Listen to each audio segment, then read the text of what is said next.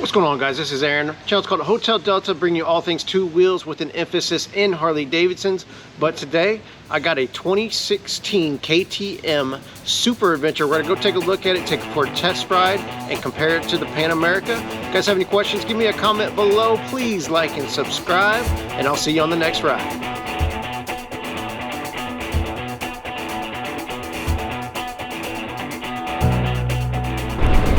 What's going on, guys? Checking out this 2016 KTM 1290 Super Adventure. Just wanted to ride this bike. I've never been on one of these. We just took it on trade. A guy actually traded it in on a brand new Pan America. I know when these things came out, these were the fastest, and probably still basically are the fastest adventure touring bike out there. Putting out, 160 horsepower.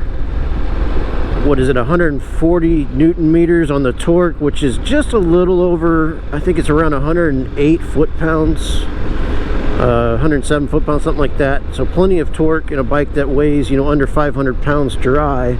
I couldn't find the wet spec. I'm going to guess loaded out, it's probably, about where a Pan America standard is, around 530 pounds. Bike is very comfortable. The windshield takes a little getting used to. Obviously, coming off the Pan America is very visible. This wicked design's got a lot of lines going on, so it's to me it's a little bit busy. The bike makes incredible power. It does not want to just sit here and cruise at low RPMs. It is ready to go, and it's in sport mode. I'm not exactly sure how to change it. I'm sure it's pretty simple, but not gonna mess with it while I'm going down the road. So hopefully I have full power with the sport mode. But man, the bike runs nice and smooth. As far as the sitting position, I feel like I'm probably a little closer to the bars on this thing than I am on the Pan America. I think the Pan America is a little more roomy for the rider, which is kind of weird whenever you're on an adventure touring bike. They build these things high off the ground. Typically taller riders are better fitted for them because you got to be able to reach the ground to some extent. So the fact that I feel a little claustrophobic on this thing is actually a surprise. But man, is it peppy. It wants to go. And it's ultra smooth, transmission smooth. The levers feel a little on the, I don't want to call them dinky, they just feel real lightweight, which coming from the Harley world, almost anything else feels kind of lightweight.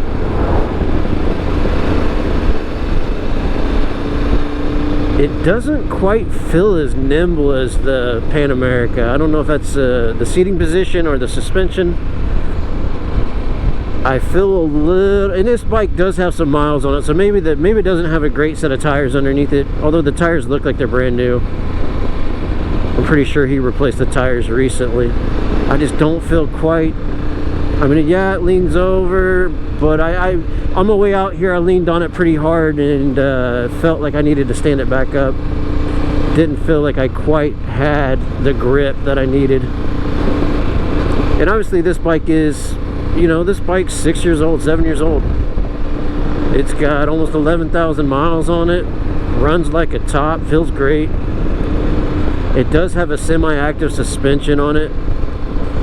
Went through, did a little research on some of the stats so I could speak intelligently about it.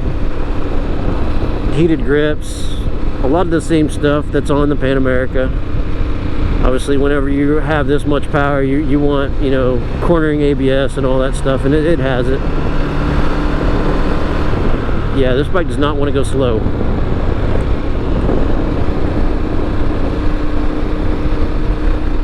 But again, the riding position, the triangle feels very similar, yet a little more crowded than what the Pan America is. The bars are very similar.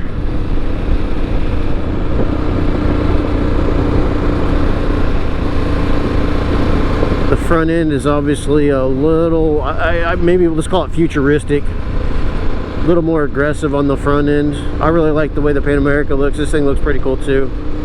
Not your traditional look with the big beak on the front of it or anything like that. we'll do a walk around when we get back to the shop. I'll turn this thing around here pretty quick. Otherwise, we'll be cutting out a lot of video. This is as good a place as any. Guys, y'all have any questions, please hit me up in the comments below. Again, this is the first time riding one of these things.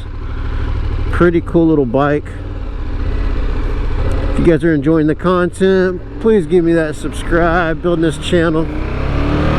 Didn't get to make a video last week, got a little bit busy at the shop, which is a good thing. Bikes are still moving. Harley's still not making enough to keep us going, but we're finding ways around that. But yeah, back to the KTM, a pretty cool bike. No issues with it so far. Could definitely see this being you know, something you would want to compare it to the Pan America. It definitely gives you that sportier feel. Like I said, I feel like I'm more tucked into the bike. So maybe that's just the whole design of it. A little bit faster adventure touring bike. Again, putting out 160 horsepower. Weighing, I'm guessing wet somewhere in the low 500s.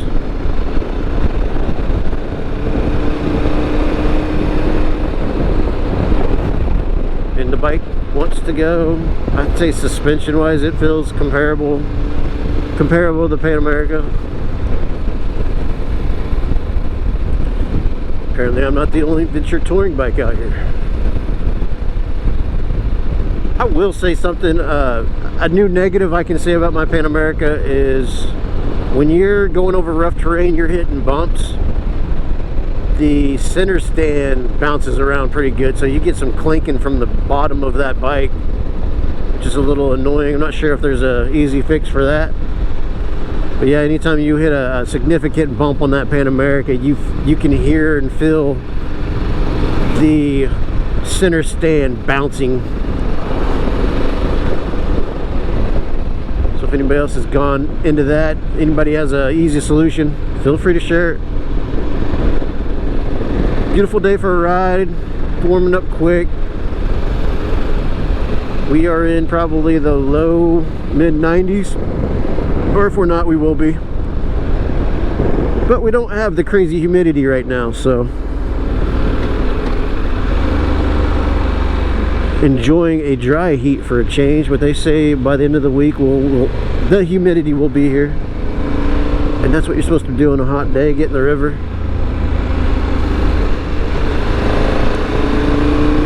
Yeah, I'm not as familiar with this bike, so I don't feel like I can go quite as aggressive with it as I can my Pan America.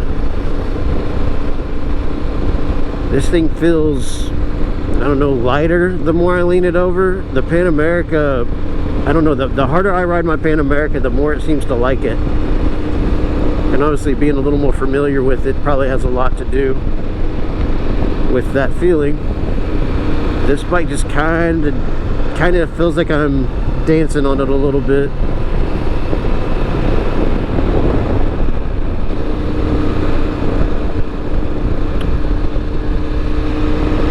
But it's a nice smooth bike. Transmission shifts nice and smooth. The windshield is very comfortable to sit behind, but again, it's a little busy. Not much on wind today.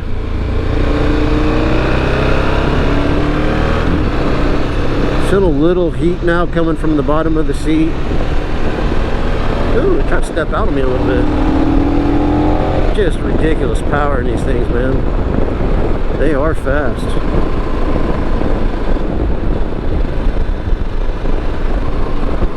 This windshield feels like it sits a little bit closer, and this is the lowest position for this particular windshield. The way you adjust it is rolling these knobs up or down. Pretty cool little design. It doesn't change planes like the Harley one does. It pretty well just goes straight up and straight down.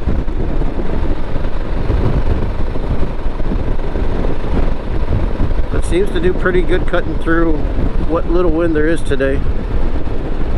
See from those flags, there's not a lot of wind moving. Alright guys, so again, I did a little research on this thing just so I could once again talk intelligently about it. The fuel tank's good size on this thing. Fuel tank is I think 7.9 gallons, just under 8 gallons, so significantly more than what's on the Pan America. Originally I thought the Pan America was supposed to come with a 7.1 gallon tank, but in the final version only came out with a 5.6. So for some of the adventure touring guys, that's a little disappointing. You know, something like this, the BMW, significantly larger fuel tanks.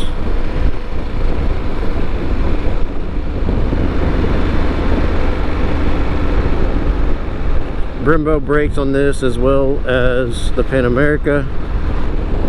Nice comfortable bike though. This is a bike I wouldn't mind riding on the daily. It is a nice bike. Can't hardly hear it, but that's, you know, typical. Well, it's a little tricky finding neutral because it takes minimal effort to drop it into first or shift into second. Gives you a nice clunk when you do though. Doesn't take much pressure to shift it. Controls are very similar, although simpler than what's on the Pan America. No digital screen, which I mean it's a 2016, so has a lot to do with that.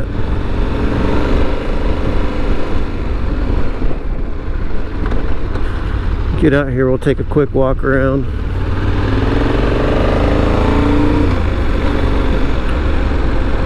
Don't quite like the clutch as much on this one as the Pan America. You get a little more slippage on the Pan America clutch.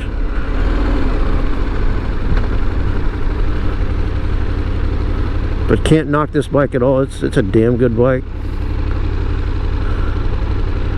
And I know there are people who will stand behind them. Pretty cool. Glad I finally got to ride one. Not bad at all. Let's see if I can find the stupid kickstand. A little different position on the kickstand. Alright guys, there you go. That is a 2016 KTM 1290 Super Adventure. Yes, it's a mouthful, but it's a cool bike. Tons of power, lightweight. I'm not a fan of how snub-nosed it looks, but you know, every brand has to have its own simplified styling. I do like the fact that it has a large painted front fender. That's kind of one knock for me on the Pan America. Not a whole lot of front fender whenever you're trying to protect the radiator and everything else. You can see the radiator on this one's tucked up higher. Totally understand why. Try to keep it out of the damage zone. Keep it from getting beat up too much. But pretty impressive bike. Again, tons of power. Obviously it's the most powerful bike in that category. Pretty comfortable. The midsection is probably a little bit wider. Almost everything's a little bit wider in the middle than the Pan America. I do like how streamlined the Pan America is. I will say this thing doesn't put off quite as much heat as the Pan America does. That stainless steel header gets hot. Those panniers look like massive boxes, but they fit with the exhaust and everything. Guys, again, have any questions, feel free to comment. I would love to hear from some guys that own this bike. 2 thumbs up for me, man. It's a cool bike. I am digging pretty much every adventure touring bike I've been able to get on. They're all pretty cool. They all do a great job. They're all a little different, but all a little the same. Again, guys, questions, comment below. Please like and subscribe. We'll check you guys out on the next one. Ride safe.